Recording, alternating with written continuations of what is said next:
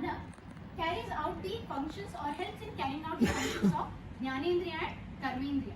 So the perception of senses is with the help of limbing system, what we tell. So Atma Mana Sanyujate, Mana Indriyena and Indriyam Arthena. So same thing, while explaining in the allied science, it is being told that when we see an object, it is being perceived by the limbic system and that message goes to the hippocampus and later to the optic nerve.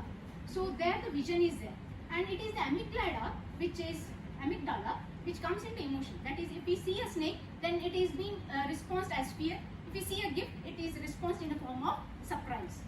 So same is experimented in the form of research stating that brain plays a role in emotion, and brain scan says that it is the amygdala which is playing role in emotions.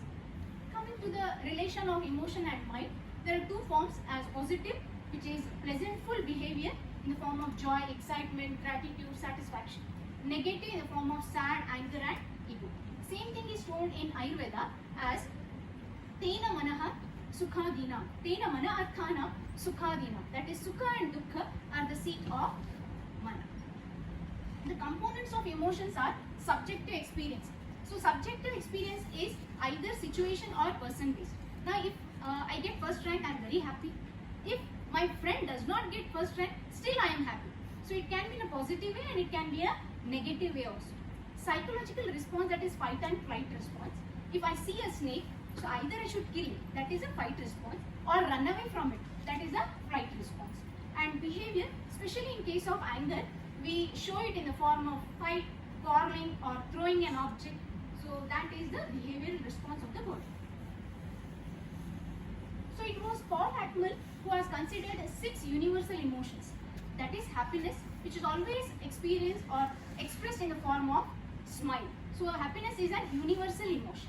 And anger, by frowning, yelling, screaming, which is destructive nature. But we can consider anger as constructive when we express our anger whenever there is a violation of rules and regulation. So anger can also be constructive. Disgust helps us to prevent from consuming or smelling unwanted things, because this is shown in the form of nausea and vomiting. Sadness, always experienced or expressed in the form of cry or being lonely. And fear is a powerful emotion against a threat. So wherein in case of fear, the heart rate and the respiratory rate is increasing. And surprise, by wide open eyes and mouth. So same thing is being told in Ayurveda context when explaining regarding the Dhatu Sara Purusha and Manasika Bhava. We know that Sharira and Mana both are interrelated with the help of the doshas. So in the dosha, when it comes to the context of Mana, we consider as Satvika, Rajasika and Tamasika based on the predominance of the doshas. So when we consider as Rakta, wherein there is a predominance of Pitta Dhatu, so where we can find the Bhava as Ushna, Asayishtva, he is Sukhi and Manasvi, that is Prasanna to look at. So thus there is a relation of dosha, mana and dhatu. So its effect on the health, always happiness releases various hormones that we have already seen through the various presentations. So happiness increases longevity of life, it improves the immunity and decreases the inflammation. Fear increases anxiety, sadness leads to low physical activity and later may lead to depression. Anger turns out into cardiac pathologies like coronary artery diseases.